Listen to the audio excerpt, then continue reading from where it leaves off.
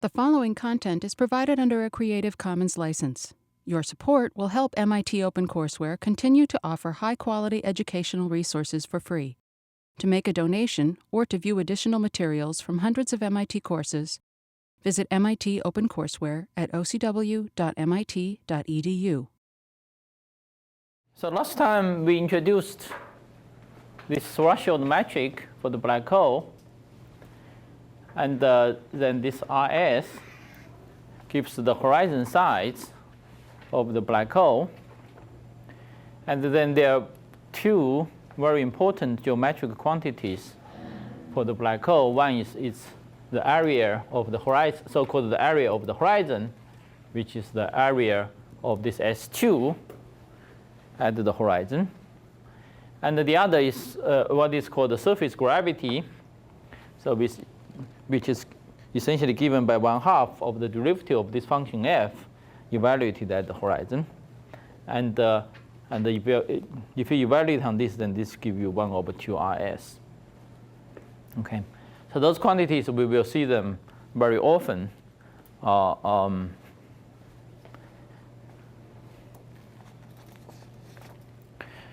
So now we talk a little bit more about the causal structure of the black hole.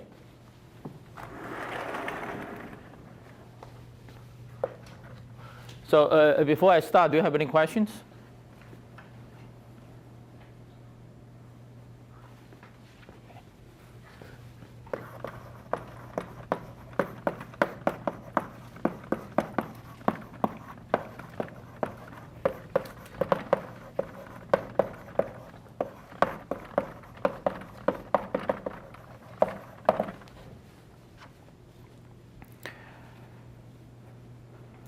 Okay. So, so to understand the structure, the space-time structure of a black hole a little bit better, let us look at the geometry near the horizon, because the horizon is clearly one of the most important part of the black hole geometry. So let's consider the region near the horizon.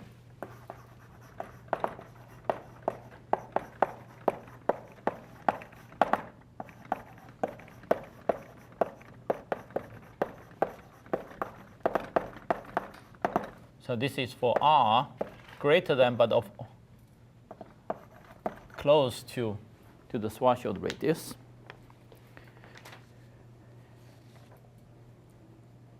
So for this purpose, so you can expand this function f. So near the horizon, you can say s plus f prime, etc.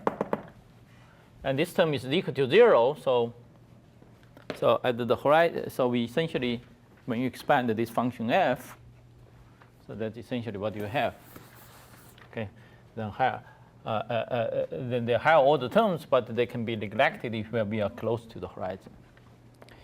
So let's put this insight into here. But to write this metric in a slightly more transparent form, it's convenient to consider the proper distance. Also consider the proper distance.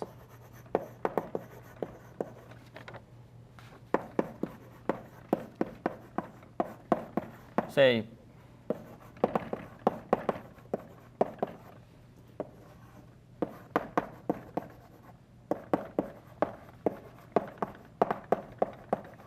suppose you are a stationary observer sitting at some value of r, then you ask what is the proper distance from the horizon, and that can be just read from by integrating this distance. So essentially, d rho, so rho, the proper distance, should be given just by dr divided by square root f. Okay. You can read it from here. Excuse me, can you please remind what's proper distance? The proper distance is the distance of a local observer. Just from a local observer, the neighborhood looks like a flat space-time, and then that's the distance measured by that observer. Yeah, similarly with the local proper time, etc. Yeah. So then by using this, then we find that near the horizon. Then we can write this as, say, dr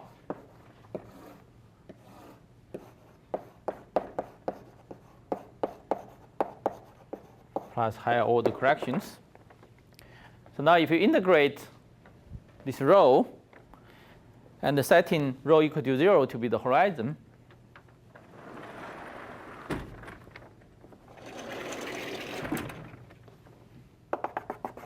then we find rho equal to, yeah, you just integrate that equation, which can be easily integrated. And the integration constant is chosen, so already rho is equal to 0 at the horizon. Then you find that the proper distance from the horizon is proportional to the square root r minus rs with this, yeah. So now we can rewrite the f itself in terms of this rho, okay?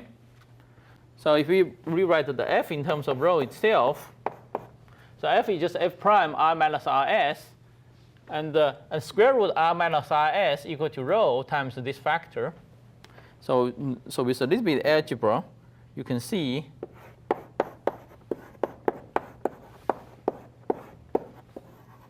plus higher order corrections, okay? And so now you recognize this is essentially just the surface gravity. So near the horizon, this function f can be written as kappa square, rho square, then plus higher order corrections. So now we can rewrite the horizon. Now we can rewrite this metric in terms of this rho. The ds square now equal to minus kappa square rho square dt square plus the rho square. So essentially by definition, this term just becomes the rho square, and f I replace by this kappa square rho square. And to the leading order, I just replace this r square by rs because we are close to the horizon. So now I can slightly rewrite this. So I introduce a variable. So let me introduce a variable eta equal to kappa times t. Okay. So essentially just t divided by 2rs. So with that definition eta, then this becomes minus rho square, the eta square, plus the rho square, then plus rs square, the omega 2 square. Okay. So this is just a S2. This is a two-dimensional sphere with a radius given by the horizon sides. And this, some of you may already recognize. So this is actually just this is in fact just a Minkowski space-time. This is a 1 + 1 dimensional Minkowski space-time. Okay? So this is actually a 1 + 1 dimensional Minkowski time written in the special coordinates. So in the so-called Rindler form. The so-called Rindler form. Okay? So we see then at the horizon, the space-time geometry have the structure of a 1 + 1 dimensional Minkowski space-time times a sphere, a two-dimensional sphere. So now let me elaborate it a little. Now let me elaborate this a little bit on Y, this is Minkowski's space. Okay.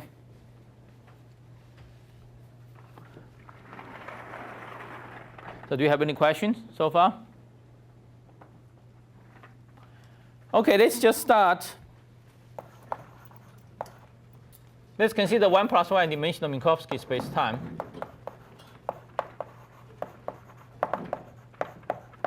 Okay, let's consider 1 + 1 dimensional Minkowski space-time. I will write it in the following form. I call my T, so to distinguish with the T and what there, so let me call it capital T and the capital X. Okay, so this is our familiar 1 + 1 dimensional Minkowski's time. So now I will introduce new variable. So make a coordinate change.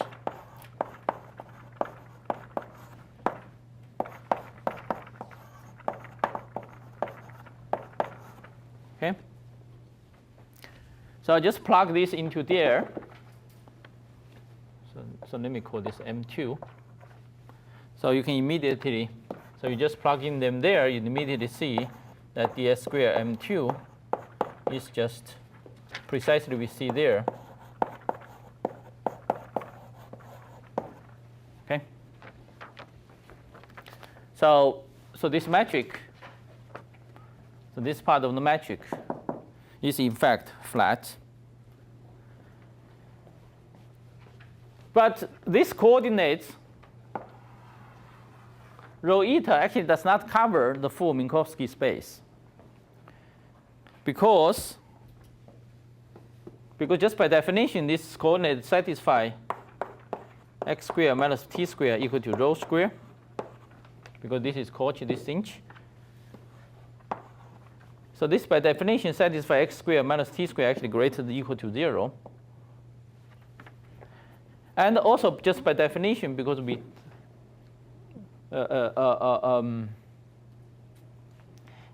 we will take rho to be positive, and by definition that the x is positive. Okay, we will take rho positive.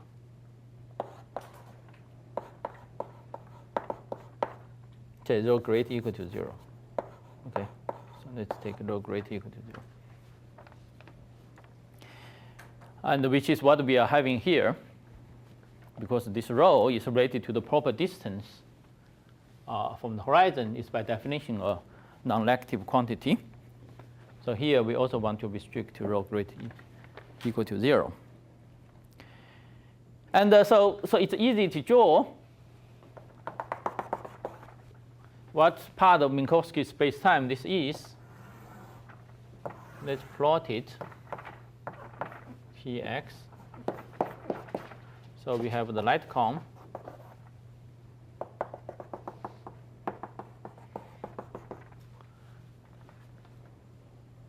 So this occupies the region which x. So x can be positive. So have to be on the right side. But also we have x. The absolute value of x must greater than absolute value of t. Okay, because this thing is greater than 0.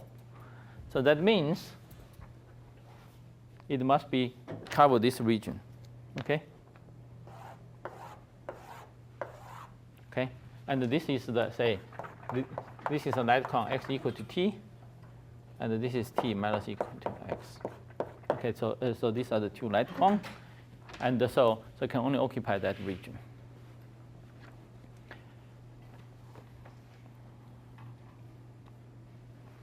You can also draw. So let me erase those things here. So it's only in this quadrant. So now let me erase this so that I can draw further lines, not to make things too messy.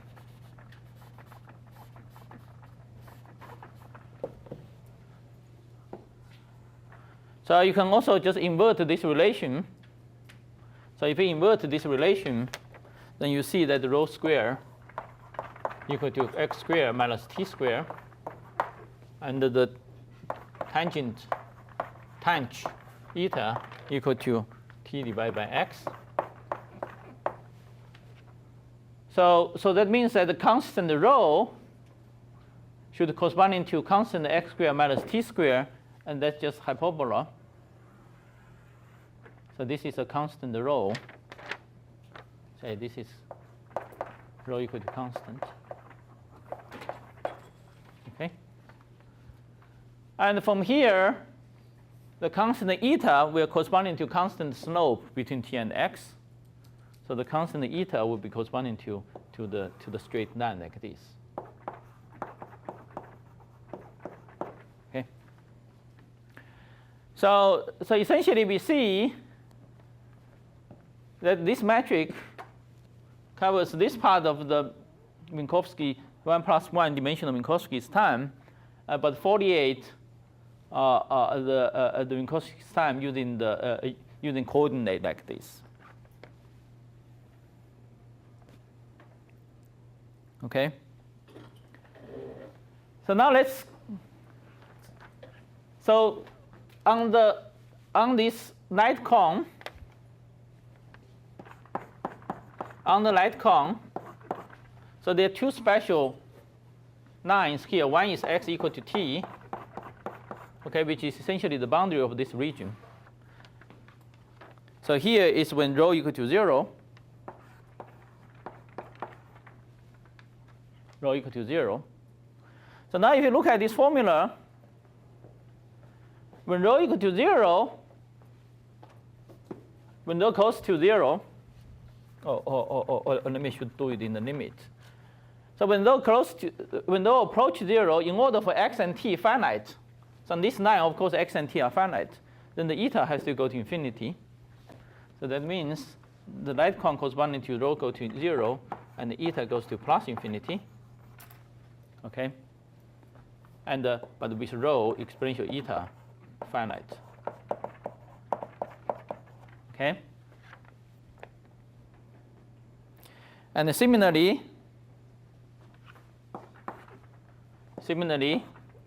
t equal to minus x, this line, then corresponding to rho goes to 0, but now eta goes to minus infinity.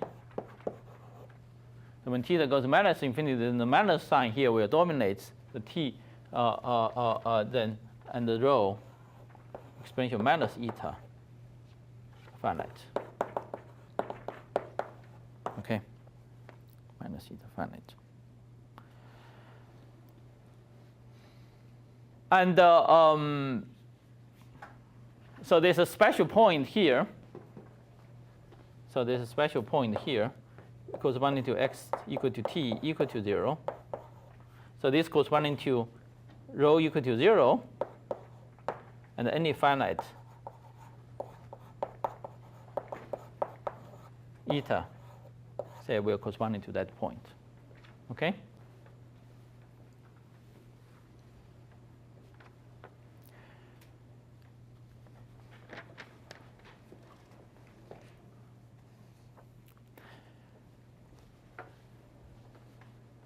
So we see, that this is precisely what describes the black hole horizon, okay? And in particular, rho equal to 0 precisely lie on the black hole horizon, okay? So from here, we conclude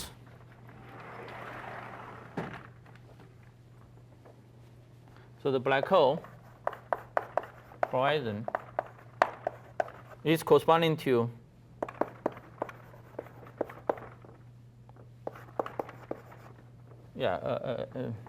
just correspond to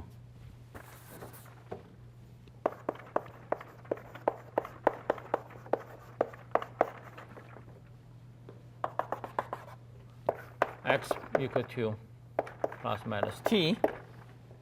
Okay. Okay.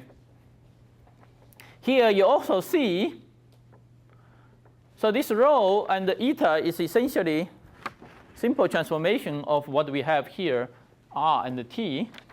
So we also see just from this discussion, okay, we also see from this discussion, let me,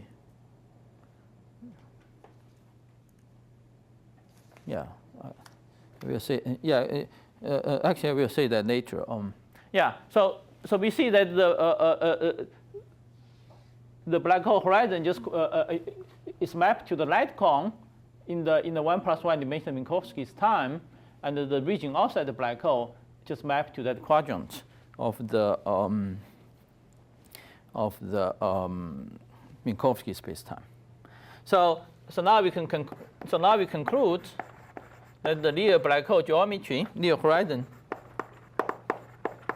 black hole geometry. So this is called Rindler space. Okay, so this is called Rindler space.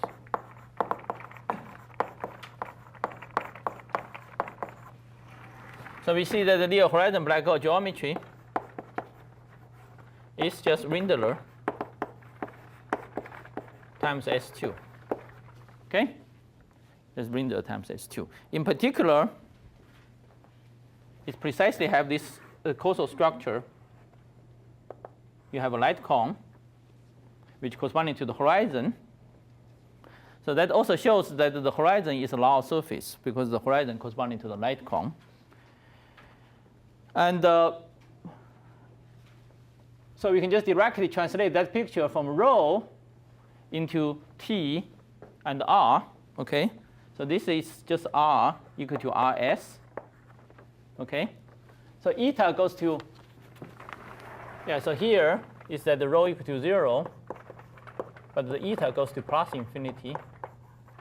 So here is the rho goes to 0, and eta goes to minus infinity. So that means for the black hole, this will correspond to R equal to Rs, and the T goes to plus infinity. And T and eta just differ by this constant factor. So essentially the same thing. And here, Rs, T equal to minus infinity. Okay. And similarly, near the horizon, the constant R surface will be like this, just like the hyperbola in the, and then constant T surface will also like this. Okay. And then of course the full space-time would be times S2. So you should imagine each point on this plot, which only plot R and the T plane. So each point there's a S2 with this radius of Rs. Okay. Any questions on this? Yes? What's the meaning of the arrow on R equals constant hyperbola? Sorry? What's the meaning of the arrow on the R equals constant hyperbola? That just come from here. So from here, once we map to these coordinates, we see that the rho equal to constant corresponding to hyperbola like that. And the rho is essentially just related to R by a simple transformation. So constant rho surface is also the constant R surface because they're related to a simple transformation.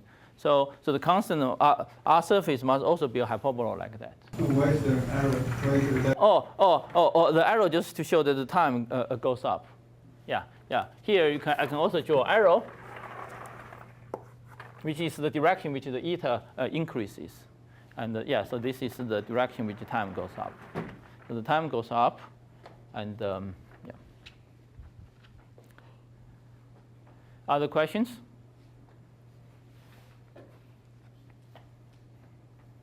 Okay, so let me make some further remarks.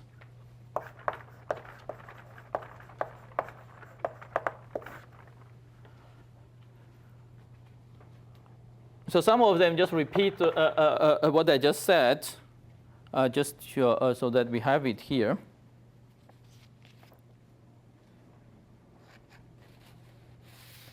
So observer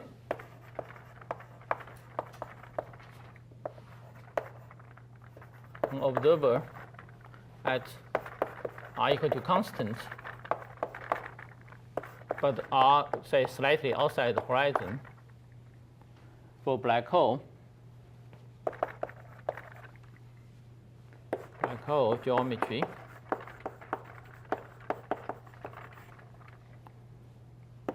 correspond to an observer with rho equal to constant in Rindler patch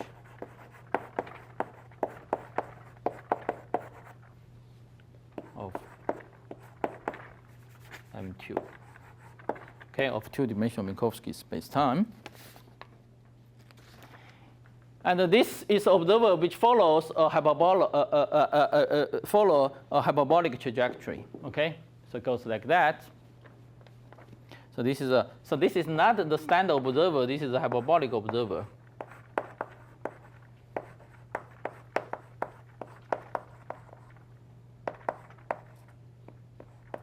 Yeah. So such observer which has a constant r, they're not the standard initial Minkowski observer they travel in hyperbola. So now you can check easily, okay, just by working with this flat space, because we know everything about flat space, you can easily work out. So you can easily check yourself. It's an elementary calculation, take you a couple of minutes. Such observer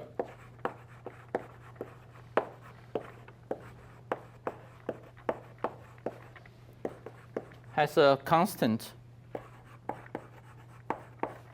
proper acceleration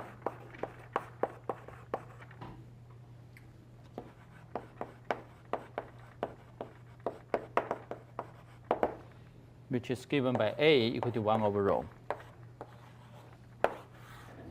Okay? So you can also translate into black hole language when we convert this rho into Rs. So this become 1/2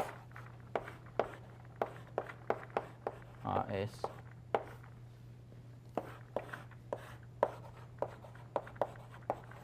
okay. Yeah, then let me just including the whole thing. So you can see from this formula, so this is the local acceleration of observer, as we discussed yesterday.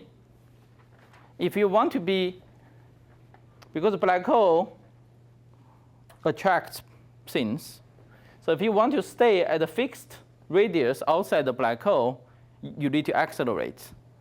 You need to have some acceleration. And this is just like the acceleration close to the black hole. And in particular, you see this acceleration goes to infinity when you approach the horizon. Okay? When you approach horizon. So just a side remark. Side remark, let me put here. Side remark. So this is related to what's the last remark. Last thing we said yesterday is that the surface gravity is the acceleration of an observer at the horizon, near the horizon viewed from infinity. Okay, so the infinity. So that formula, so that AR, so that formula is the local acceleration. And you can easily convince yourself the acceleration at infinity is related to the local acceleration by a redshift factor, okay, precisely given by this. And if you just take that formula and multiply it by this, then you find precisely 1/2 f prime Rs, which is kappa, okay? Which is kappa. Which is kappa. So this also give you a derivation of this surface gravity. This formula for the surface gravity. I have a question. Why is the acceleration equals to 1 over rho? Yeah, that I ask you to check yourself. Yeah, I said it's a couple of minutes calculation. It's flat space, so you should be able to do it. Any other question? Yes. What's the definition of proper acceleration? Yeah, it's acceleration in the local rest frame of that observer.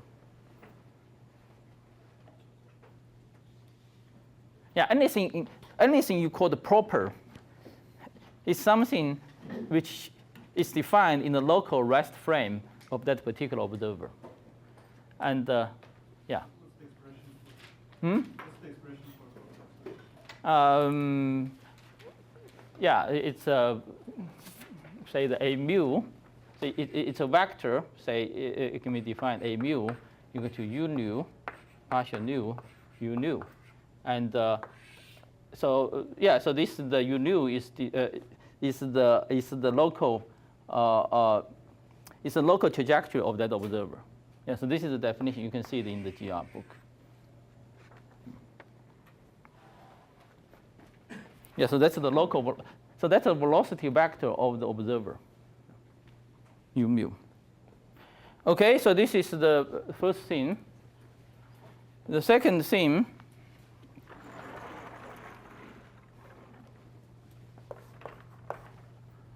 Yeah.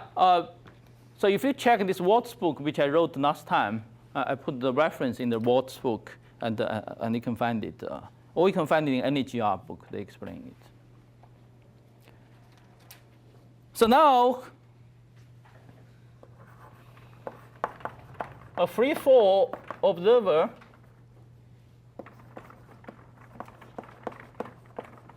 near the black hole horizon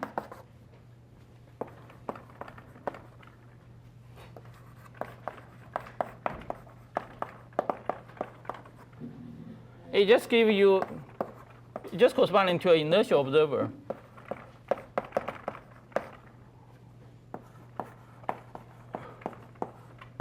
In Minkowski spacetime, okay, in M2. So this is easy because they map to each other. So a free fall observer is an observer in the black hole spacetime, which just follow from say some time like geodesics. And we know that the time like geodesics in the Minkowski space is just straight line, okay, just straight line.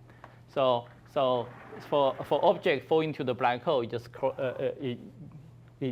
just follow a straight line. Okay. So this provides a very simple description of an infalling observer near a black hole. So this is the second remark. So the third remark is that this Rindler coordinates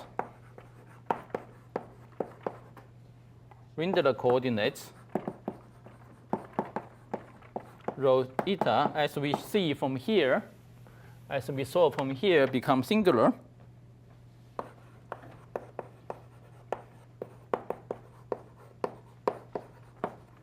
At the rho equal to 0.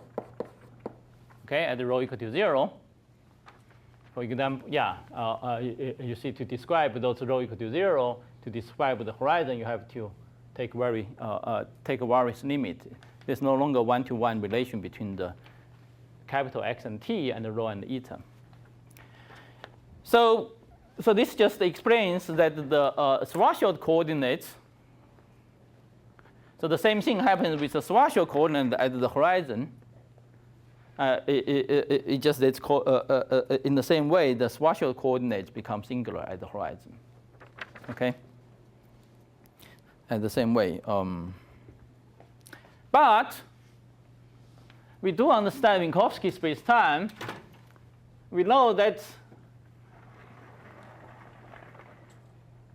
the reason we do know that actually Minkowski spacetime have 4 patches rather than just a single patch, rather than just this single quadrant.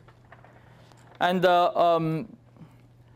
so just by changing to a different coordinate, this capital X and capital T, we can actually describe the full Minkowski spacetime, not just this single quadrant. Okay. So let me call this region 1. So now let me call this, so this Minkowski spacetime separated by light cone into 4 regions. 1, 2, 3, 4. Okay, I hope this is clear. There are too many things on the blackboard. But this quadrant is 1, this top quadrant is 2, this right quadrant is 3, and the bottom is 4. Okay? So even though this Rindler coordinates become singular at rho equal to 0, by using Minkowski coordinates,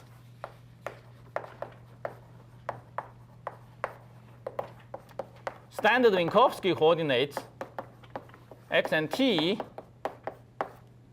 we can actually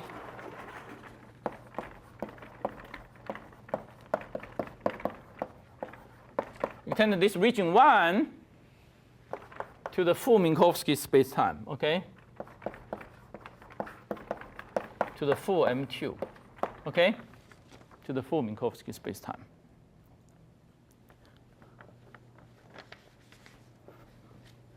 So now it's becoming mechanical. So now it must be, because this is essentially what describes the black hole near the horizon. Then in the black hole, you must be able to find a set of coordinates to actually extend beyond the horizon. Okay. So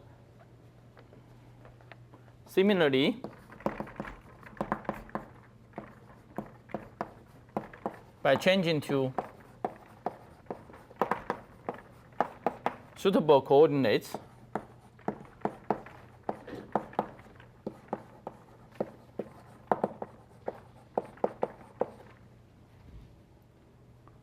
one can, so this is normally called the Kruskal coordinate. We will not need to use it, so I will not write it down explicitly. It's just a generalization of this, generalization of going to this capital X and T. So, so in the black hole geometry, by going to these Kruskal coordinates, the counterpart of this Minkowski coordinates, one can also extend the Schwarzschild geometry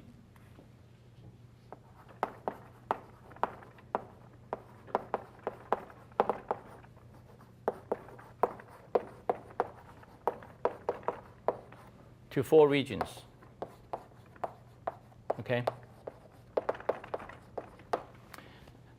Just like this region in Minkowski can be extended to 4 regions, and this region outside the black hole horizon can be extended to 4 regions.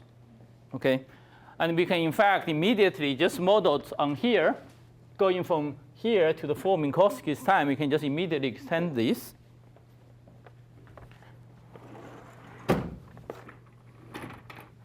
So we can immediately extend the black hole geometry into 4 regions. The only difference,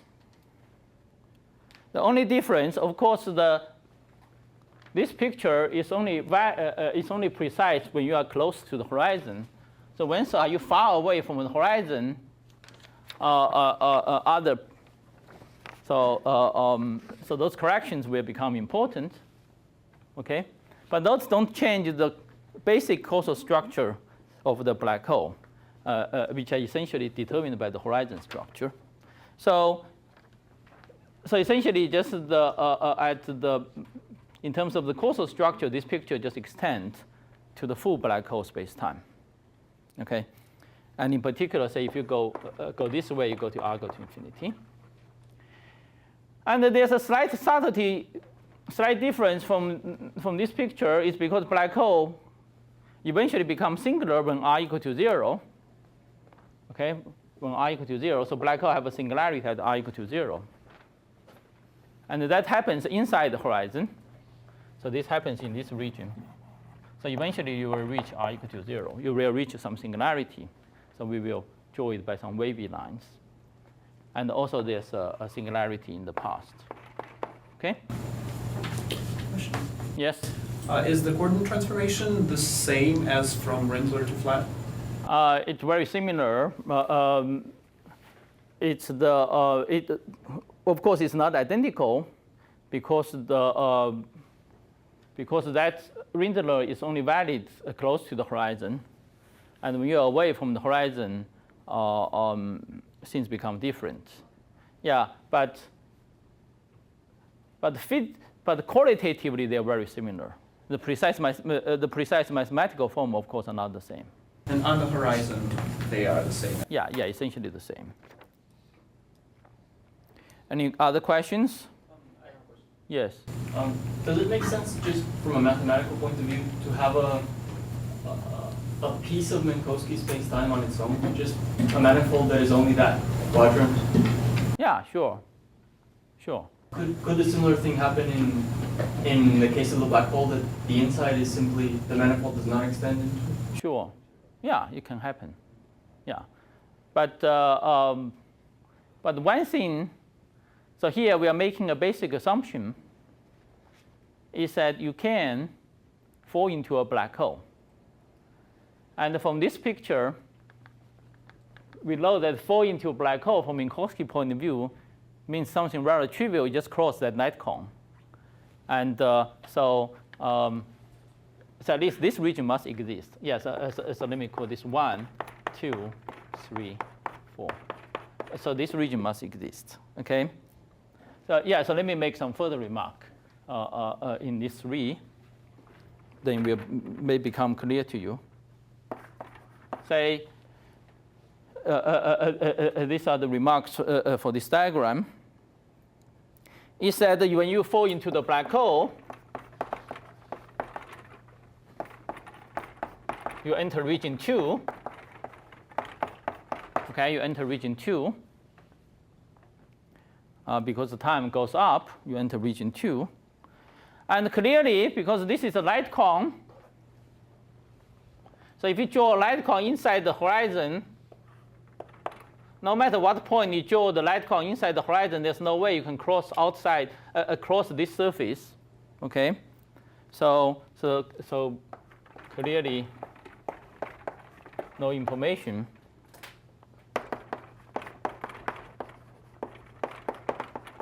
Or observer can, in region 2,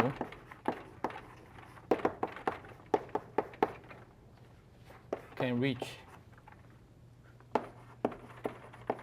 region 1. Okay? So we call this a future horizon.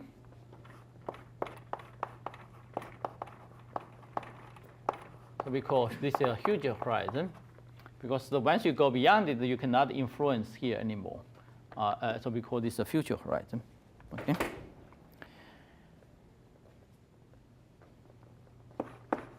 So another comment is that the region 3 and 4, just like in Minkowski case,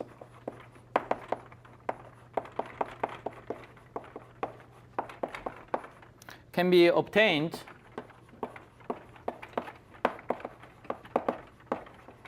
from 1, 2, 1 and 2 by time reversal.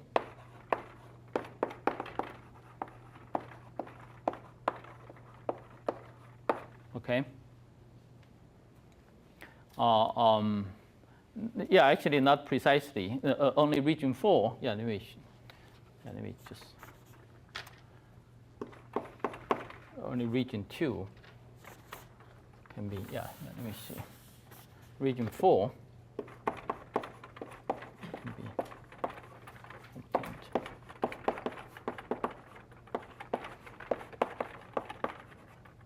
From 2.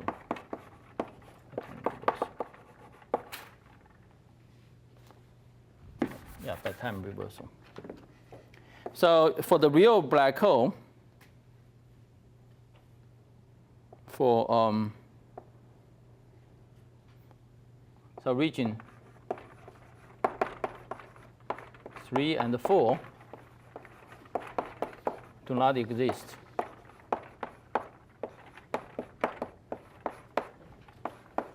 For real black holes formed from complex, formed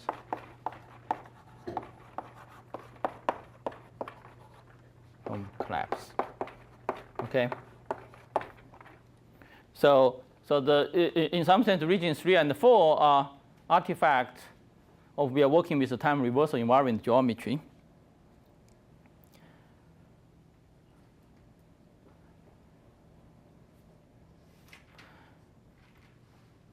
So also, again, if you draw the light cone in the region 1, there's no way you can send the signals to region 4. Okay, again, because the light cone is going that, so there's no way you can cross into the, so the light ray, there's no way you can reach region 4. So observer in region 1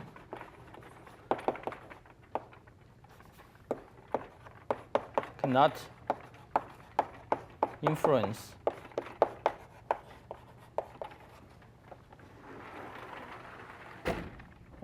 this is already finished. Already influence 4. Maybe I should go back to here.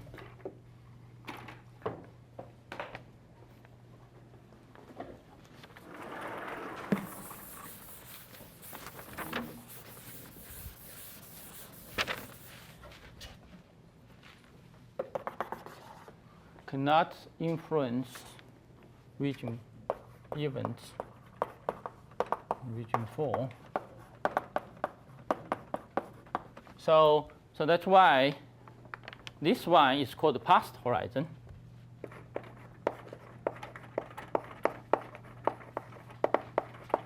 Okay, so this is called the past horizon.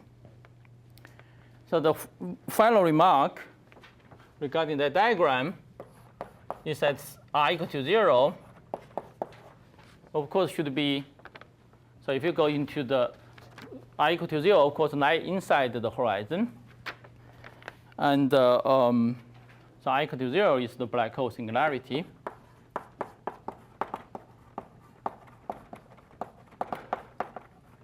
So notice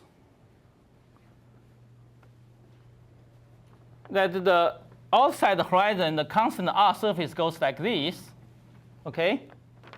But when you go inside the horizon, as we remarked before, the f will change sign. Then the rho between t and r will switched. So r actually become a time. So that's why r equal to 0 like a constant time surface, okay? And so it's like this. And then this is just a time reversal of that. So so this is called the space-like singularity. So this is a space-like singularity because r become time.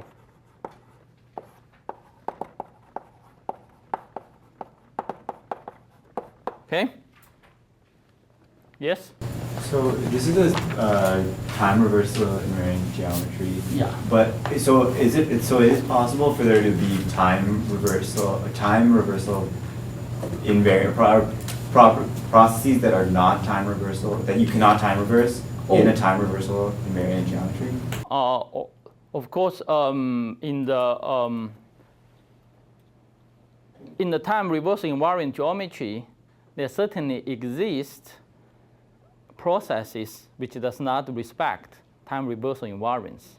That can happen. But for each such process, there's a mirror process. So in the case of crossing from 1 to 3, I guess you can cross from 1 to 2, but not from 2 to 1, but you can cross from from 4 to 1? Yeah, you can cross 4 to 1, that that's like right. The mirror process? Yeah, that's right, yeah. Can you give a physical example? What does it really mean about the inside the horizon, the space and time switch to the sign? I mean, mathematically it seems simple, but what implies physically? Physically, if you are a local observer, you will not feel anything. From a local observer point of view, when you cross the horizon, so this is just related to our choice of coordinates. Imagine from here, when you cross from here, of course, nothing really happens. Yeah. Yeah. Here, the reason. It's just the t. It's just related to the rho of t and r switch. T and r, they're just coordinates. They're not. It's just how you describe the system. You cannot use. You can prefer not to use t and r, then cross the horizon. Nothing really happens. Yeah. And in Euclidean coordinates, you cannot recross the horizon. Yeah, we will talk about Euclidean later. Yeah. Any other questions? Yes? Why did you specify that it's real black holes from collapse? Or maybe I should just say cold black holes, not imaginary black holes. Yeah, just say black holes. Yeah, real black hole, I mean real life black holes. Yeah, then I was getting lazy as a neglected knife. Any other questions? So you say it's space-like? Sorry, you have something? And don't they take infinite time to form?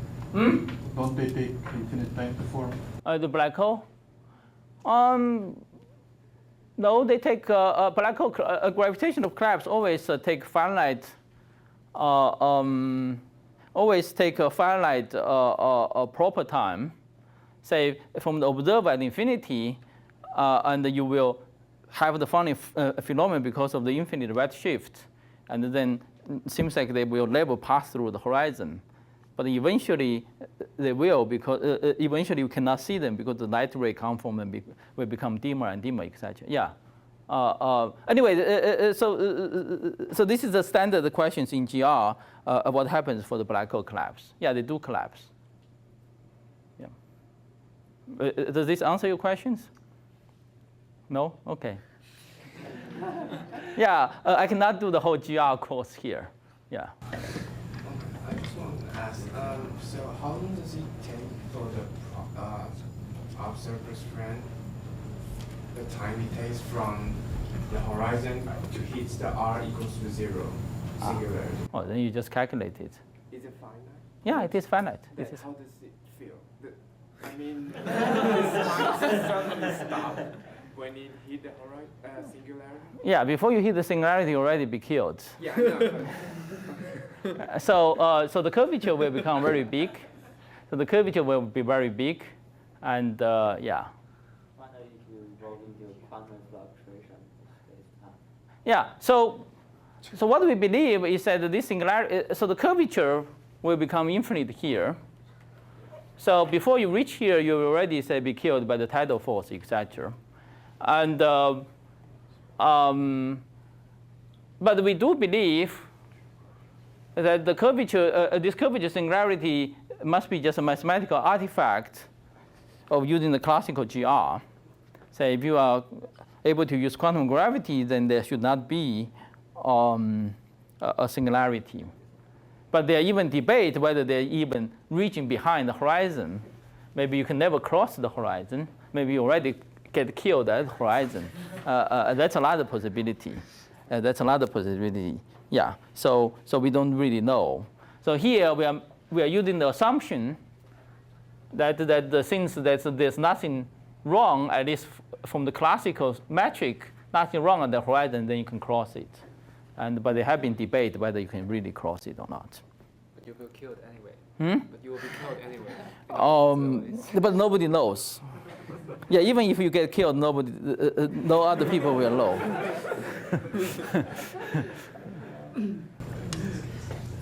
Some people working on experiments, like usually we have like a linear response. We add a perturbation to a system to see how it responds.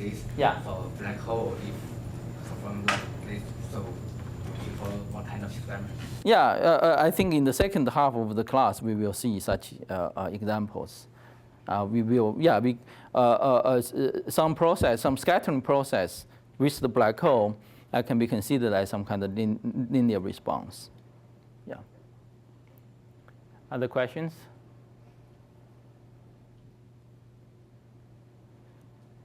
Okay, good. So I'm running a little bit short of time. Maybe I should. So do everybody know what's a Penrose diagram? No. So not half? Maybe half? Raise your hand, people who know Penrose diagram. Okay. Yeah, let me maybe skip it now because because we will not immediately use it. So let me just skip it just because I want to reach the next topic today. it's a little bit more interesting than the Penrose diagram. Okay, so these are all essentially the classical physics of a black hole. So now we can go to a little bit quantum.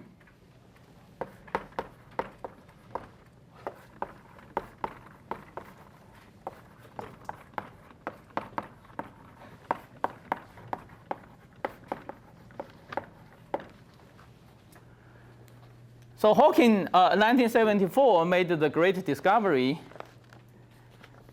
that actually if you don't need to treat the black hole as quantum. If you just treat the matter field, treat the matter, whatever matter outside the black hole, say photon, electron, neutrino, treat those things as quantum in the black hole geometry, then actually black hole does not appear as completely black. Actually, black hole radiate like a black body. So actually, black hole have a well-defined temperature. Okay. So now we will try to derive this black hole temperature. There are many ways to derive this. The most authentic way, the most authentic way is essentially the Hawking's original derivation. To really show that if you have a gravitational collapse, and long after the black hole has formed, actually there's still thermal radiation coming out of the black hole from the perspective of the observer at infinity. And and you can deduce that the actually black hole is like a black body. It's like a black body with a finite temperature. And you can show that the radiation is precisely thermal, at least in the semi-classical approximation. Say treat the geometry as classical, but treat the quantum field as quantum. And then you can show that the spectrum is exactly thermal. It's exactly thermal. But we will not go through such a derivation because it takes a little bit of time. And also, we will not need that particular technical tour de force. It's a technical tour de force, but we will not be able, but we will not need it. So I will give you a different derivation, and this derivation is very simple, but it's a little bit sleek. It hides a lot of things, and so I will just try to give you a derivation first, and then we will talk about the funny things which hidden by this derivation. Okay, so first let me remind you that in the quantum field theory, if we want to describe a system at a finite temperature,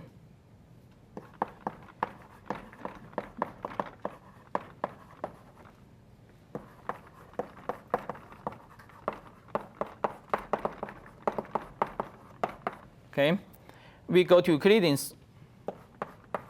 We go to one way to do it is to go to Euclidean signature. You take t equal to minus I tau, and then you periodically identify tau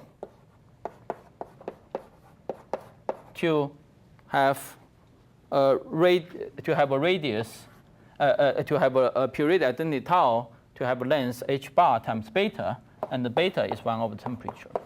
Okay, so there's a key thing is that there's a h bar here. Okay, and there's h bar here. I will always take the Boltzmann constant to be 1. Okay, we take Boltzmann constant to be 1.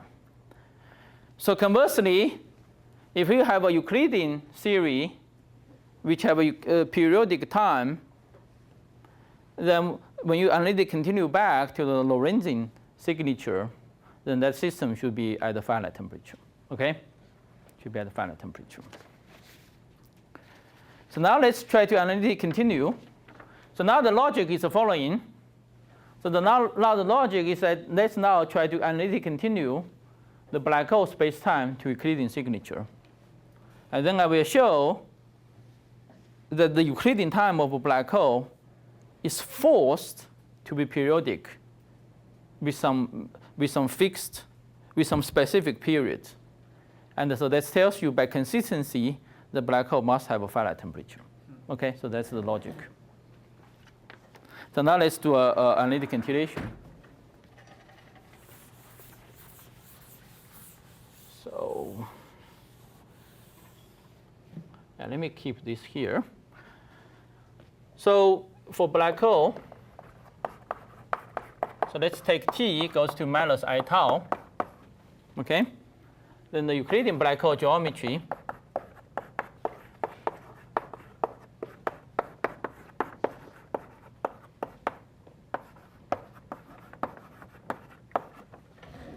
okay.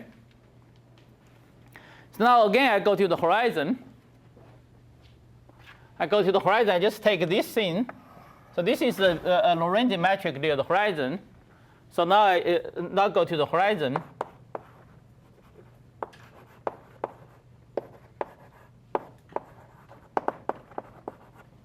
Let's go to the horizon, then we find this Euclidean metric. Then just you take this t equal to minus I tau.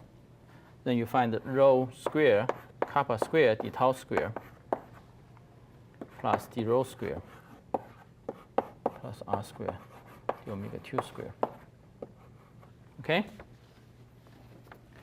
So again, in analog with here, I introduce a Euclidean version of this eta.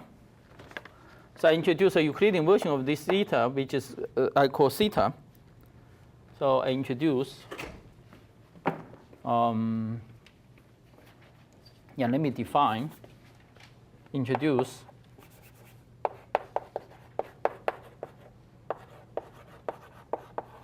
theta equal to kappa tau. Okay. So when you do that, so now I can erase here.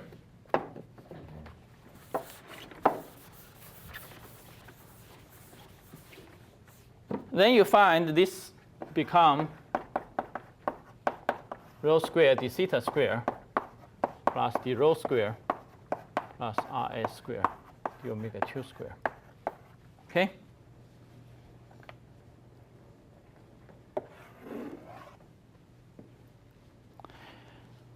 So now this we recognize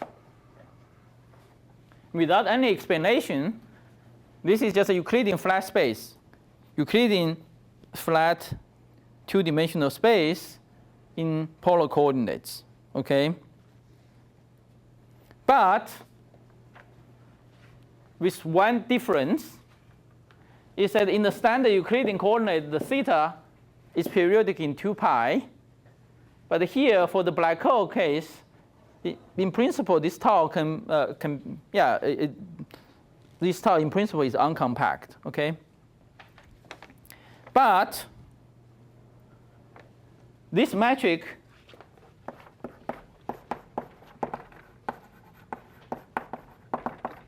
has a singularity, has a conical singularity.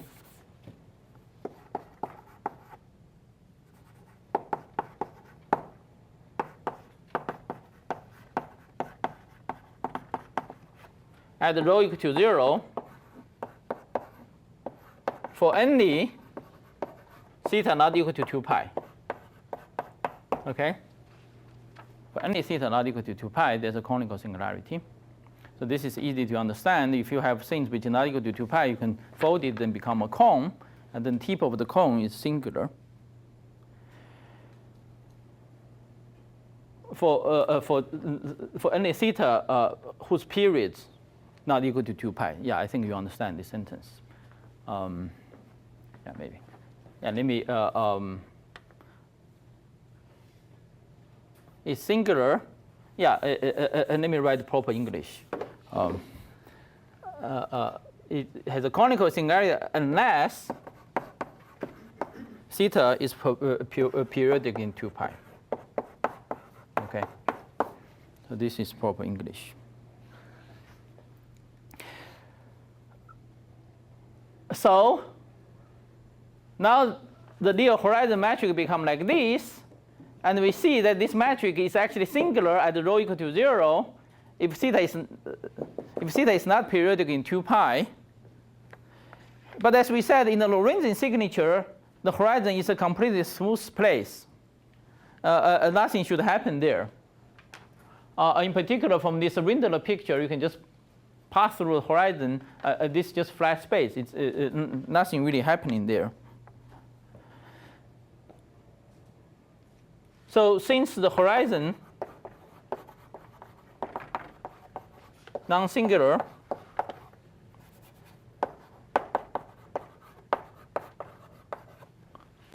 in the Rangin picture,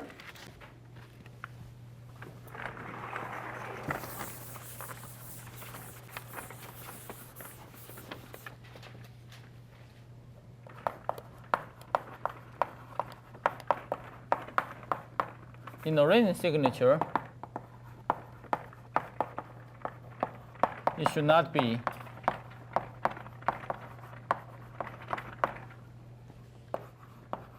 singular in Euclidean. Okay? So we conclude that this tau then must be periodic, so that this theta should have period in 2 pi. Okay? So that means tau must be periodic with the period given by 2 pi divided by kappa. Okay?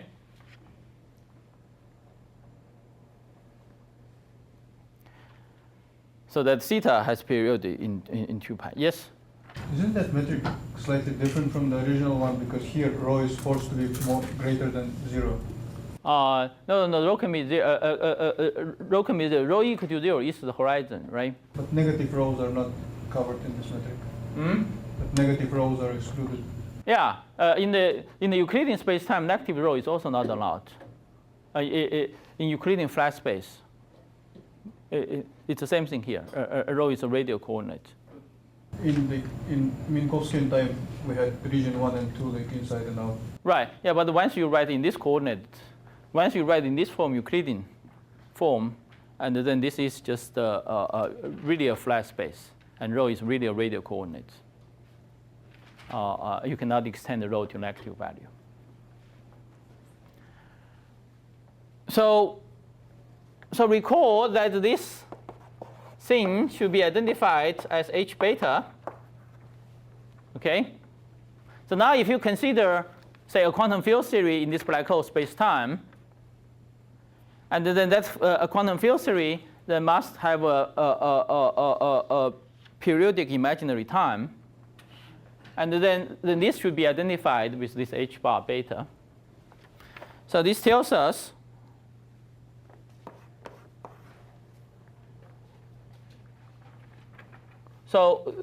yeah, let me just write. So let me say recall t is the proper time. So this tau is the Euclidean version of this t. But each observer at different r, they have a different proper time. And t is only the proper time for the observer at infinity. Okay? Since t is the proper time,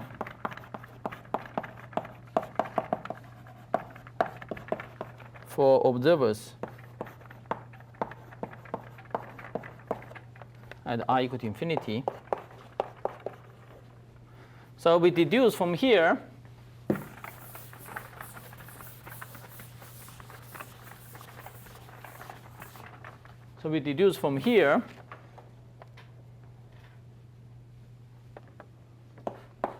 that observers at r equal to infinity must feel a finite temperature given by. So by identify this thing to be h bar beta, and beta is 1 over t, so that means t is equal to 1 over beta is equal to h bar kappa divided by 2 pi. Okay, so this kappa is 1 over 2s. So this is 2 pi rs, and this is h bar 8 pi Tn. Okay. So we conclude if you want to put the quantum field theory in this black hole space-time, then this quantum field theory is automatically at the finite temperature with this temperature. Okay? With this temperature. So as I emphasized, this is the temperature to the observer at r equal to infinity. So you can easily work out the local temperature for observer at some r. Then you just work out the redshift factor, since the t local, so as we discussed yesterday, is 1/2 r dt of the infinity.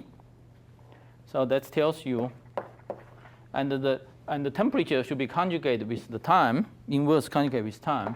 So that means that the t local r should be that the t at infinity minus 1/2 r. Okay? Then t equal to infinity is this one. So yeah, I just call it t. So this is just h bar kappa divided by 2 pi f minus 1/2 r. And in particular, this will goes to infinity as r goes to rs. Okay, because this f goes to 0 when you approach horizon because of the electric power, so this goes to infinity. So the local temperature at the horizon is very, very hot. So at infinity, you have this temperature. But when you get closer to a horizon, for any station of the observer, you feel hotter and hotter, and then become infinite temperature at the horizon. Okay? So black hole is actually a very hot place if you want to get close to it. Yes? But this metric is still the one near the horizon. Yeah. So how can we make sure that that's indeed the temperature at infinity? I mean, it seems that there's other corrections that we have to deal with. Yeah, this is a good question. The only thing matters. The only thing matters is what time you use to periodically identify. So the time we identify is the time which is used at infinity. I see. Yeah, because we are analytically continuous this time, and is this tau get identified, and this tau is the tau used by the observer at infinity. I see. Yeah. So observer in other positions, they use different tau obtained by analytic continuation of this guy. So that's why then you will see a different temperature. Well, no, but I'm asking. Well, this is not the actual. We're using a perturbative metric, right? We're using. I mean, we're not using the exact metric, are we? I mean, No, we are using exact metric. I'm just saying this doesn't. So I know what you're asking. This tau is the exact tau for the t. We have not changed the t. Oh, okay. I see what you're saying. Yes. Okay. We just look at the behavior of the metric near the horizon, but t is still the t used in the original metric. Yes. And which is the t used by the observer at infinity. Okay. Yeah. Other questions?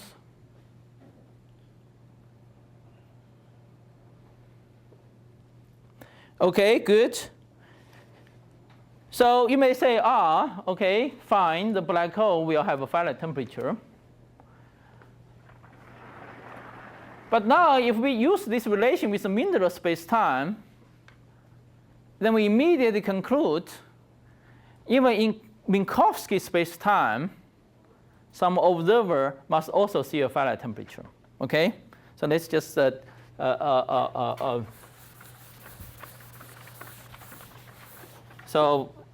let's do for the Rindler space.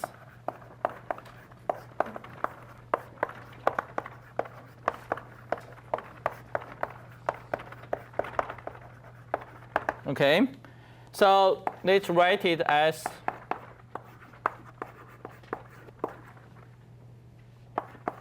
so this is the Rindler space Lorentzian metric. Now we take again go to the Euclidean signature. Let me call eta equal to minus I theta. And then I get the Euclidean metric, which just, yeah, of course, it's just exactly the same thing as we did for the black hole, because they are the same thing. The horizon is the same thing. So that means the theta must be identified with 2 pi.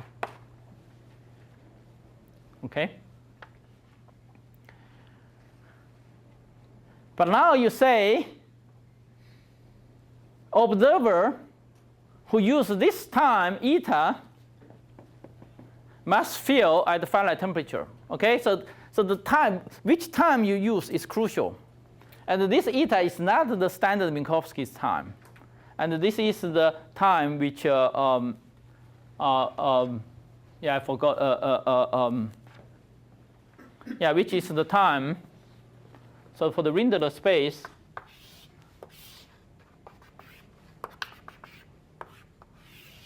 is the time which goes like this, which is, yeah, it's the time which goes like this. Okay, it goes like this. This is not the standard Minkowski time. So for observers who are using that time, then they should feel to be at the finite temperature. Of course, the observer who uses that time is precisely the observer who are at the constant rho. So if you have a constant rho, then d rho equal to 0, then that's the time you use. Okay? So, but with a slight correction. So for observer,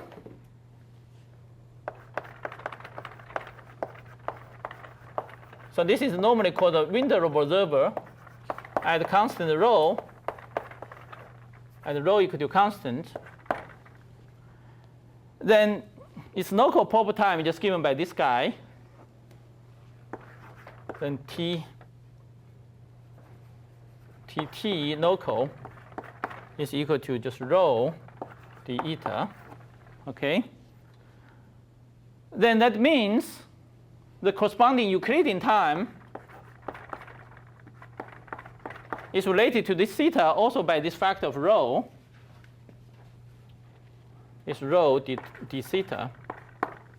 And that means that this tau local will be periodic in 2 pi times rho. Okay? And again, you identify this with h bar beta. So let's tell you for a Rindler observer, at the location rho, you will see a temperature which is h bar divided by 2 pi rho.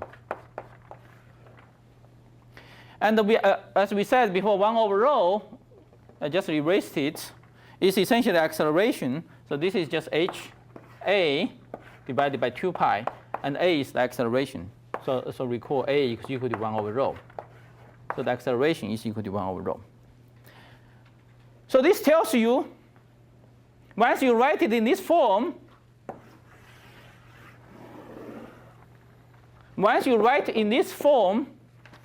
you can forget about the Rindler space, because the only physics is in the acceleration. Okay? Now you can say any Minkowski observer with a non-zero acceleration will feel to be at the finite temperature. Okay? Will feel at the finite temperature. And the finite temperature is proportional to its acceleration and the h bar. Yes? And so an observer free falling into a black hole will not, yeah, will not see a temperature. So 0 temperature. So even like when you're approaching the horizon and you're close to the horizon, yeah, usually you would have an infinite temperature, but here you're going to have a 0 temperature. Yeah, that's right. Yeah, so here I emphasize this must be observed at some constant value of r. Yeah, must be a stationary observer outside the black hole. So let me just write down this final sentence.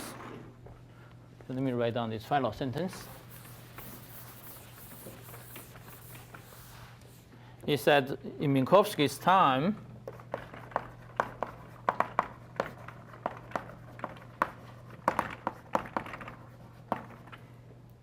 an non-accelerated observer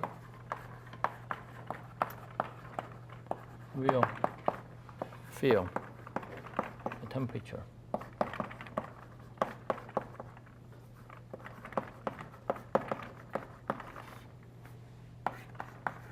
Proportional to acceleration.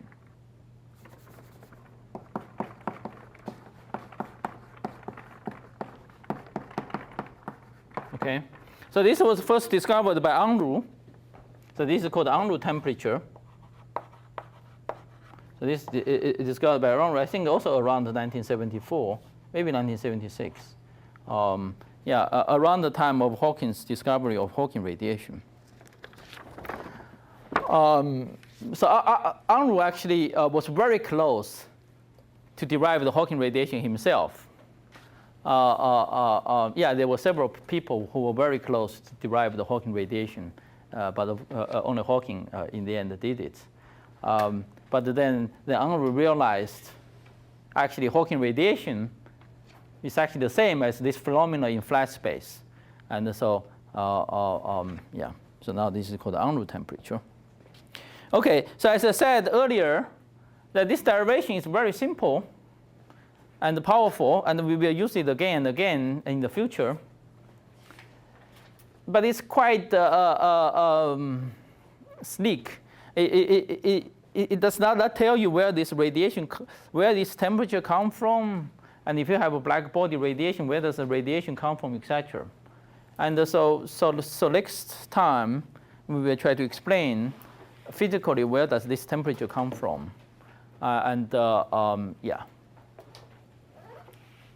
Okay, let's stop here.